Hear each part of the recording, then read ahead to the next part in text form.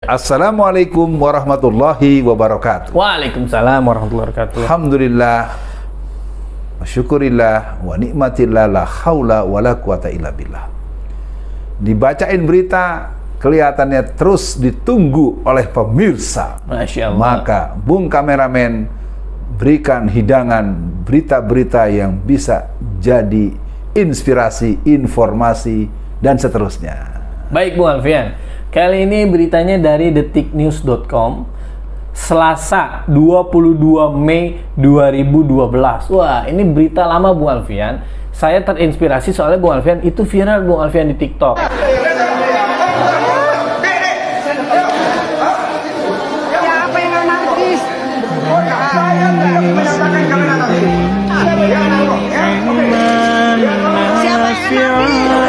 Jadi ada video Bung Alfian dengan Ustadz Bakhtiar Nasir itu seperti berdebat kecil lah dengan Ruhut Sitompul yang orang kafir itu Bung Alfian. Jadi judulnya Bung Alfian, gara-gara Lady Gaga, Ruhut dan dua aktivis muslim adu mulut sengit. Wah, gimana nih Bung Alfian? Mungkin ada respon awal sebelum masuk dalam berita. Bismillahirrahmanirrahim. Saya sangat teringat betul karena Lady Gaga ini kan adalah personifikasi seorang katakanlah pemusik yang atau penyanyi atau artis ya, ataupun orang yang ada di hadapan publik internasional.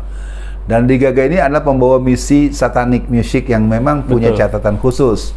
Kan di antaranya dia membawa lagu sambil memperagakan prosesi persalinan atau melahirkan dengan dengan membuka formasi melahirkan, itu kan sangat tidak elok dan itu sangat diketahui, dan itu menjadi salah satu penayangan klip dia yang sangat diandalkan di mana-mana dia konser.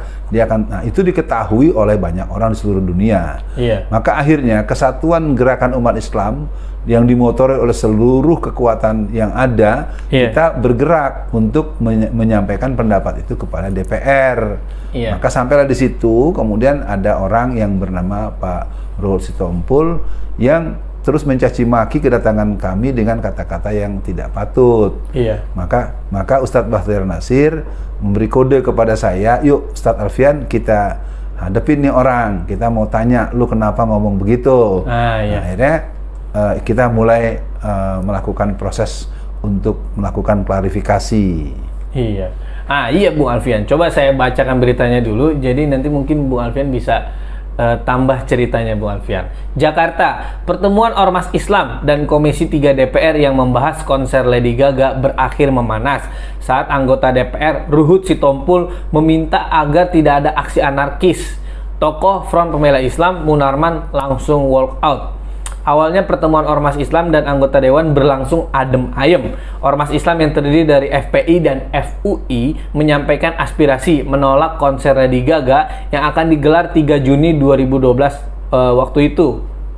Nah, anggota Dewan pun menyampaikan pandangannya. Tibalah giliran politisi Partai Demokrat, waktu itu masih di Demokrat berarti, Ruhut Sitompul menyampaikan pendapatnya. Di akhir pendapatnya, Ruhut memberikan imbauan, apapun keputusan pemerintah harus dihormati dan jangan bertindak anarkis. Karena kalau anarkis akan dibubarkan. Wah, kata Ruhut berapi-api.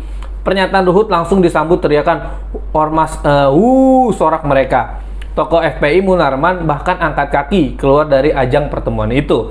Nggak mutu omongannya, tinggalin aja, kata Ustadz Munarman. Mungkin sampai sini dulu Bung Alfian, nanti saya lanjutkan lagi beritanya. Gimana Bung Alfian? Ya memang dia bersikap sangat reaktif dan sangat menghina ya, karena bagaimanapun ucapan dia itu merupakan sebuah bentuk ekspresi ya memang watak orang kafir, karena mereka menganggap kita ini nggak ada ilmunya, nggak ada nggak ada kepentingan, dan itu sebuah ungkapan yang wajar dari orang yang memang berkarakter kafir.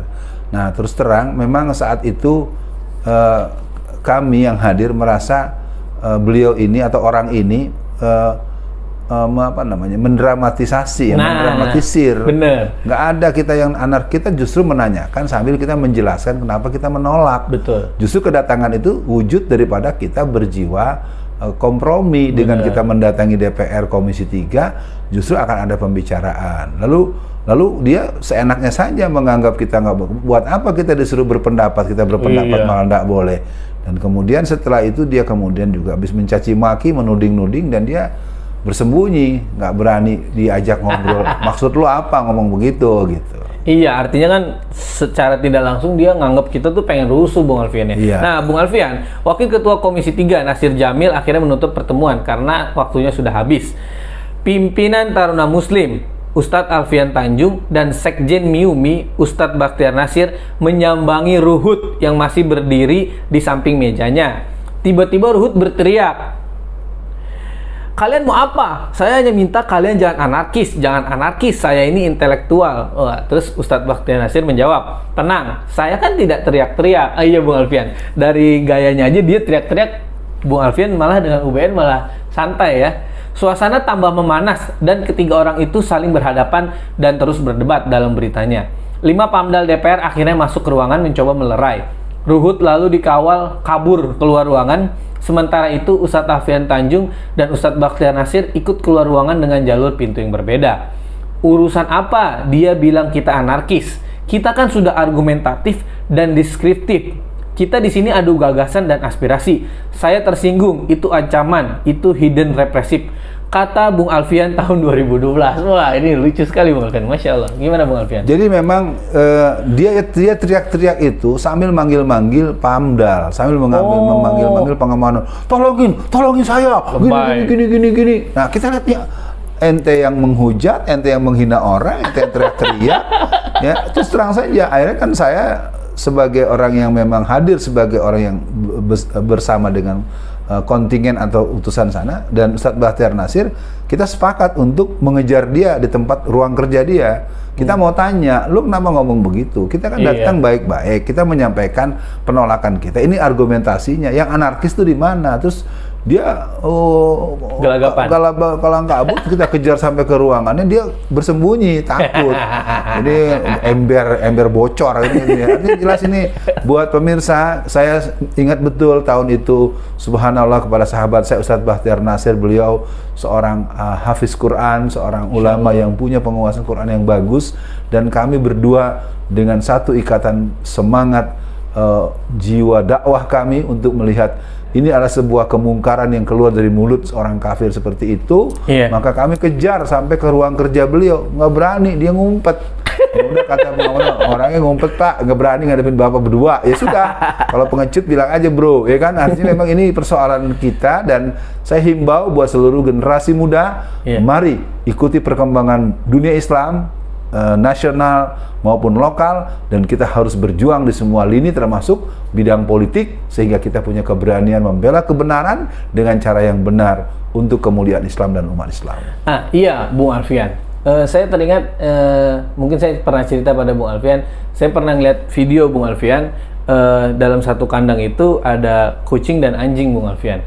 Kucingnya itu tenang Bung Alfian, anjingnya itu ngegonggong terus. Tapi ketika kucingnya mendekat, anjingnya malah ketakutan. Padahal kan kalau pakai logika harusnya anjingnya yang berani lah ya. Tapi ini ketakutan. Mungkin itu yang bisa saya analogikan dengan kejadian Bung Alfian waktu itu, Bung Alfian. Nah, tapi Bung Alfian, saya dapat menyimpulkan ternyata orang kafir itu penakut banget ya Bung Alfian. Nah, mungkin untuk sesi di akhir bacaan berita kali ini Bung Alfian, saya menangkap dari penjelasan Bung Alfian bahwa orang kafir itu penakut, dalam hatinya lebih busuk lagi. Jadi apa nih Bung Alfian hikmah buat kita? Hikmah yang pertama, seluruh pemirsa yang mengikuti dibacain berita dengan channel Ustadz Alfian Tanjung, mari terus saksikan berita-berita yang akan terus disampaikan. Itu yang pertama. Yang kedua, soal orang-orang kafir itu sudah ditegaskan dalam Al-Quran. Orang-orang kafir itu haba'am mastura, mereka bagaikan buih yang mereka tidak akan pernah sanggup mengalahkan orang-orang yang beriman.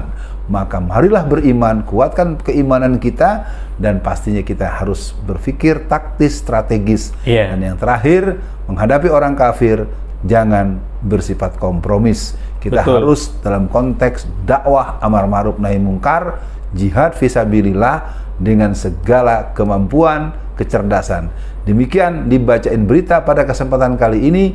Kita akan ikuti dibacain berita berikutnya. Assalamualaikum warahmatullahi wabarakatuh. Waalaikumsalam warahmatullahi wabarakatuh.